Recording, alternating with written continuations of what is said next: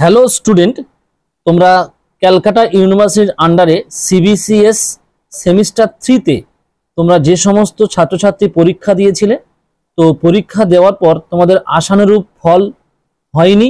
তার জন্য তোমাদের অনেকের চিন্তাভাবনা হচ্ছে যে আমরা রিভিউ করব বা এফএসআই করব।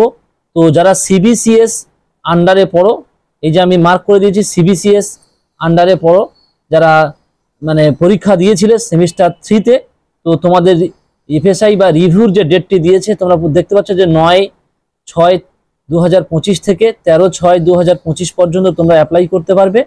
এই যে ডেটগুলো দিয়ে দিয়েছে তোমরা প্রত্যেকে দেখে নাও।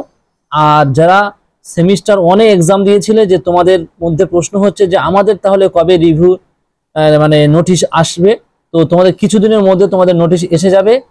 এসে যাওয়ার পরে আমি অবশ্যই আমার চ্যানেলে আমি আপডেট দিয়ে দেবো।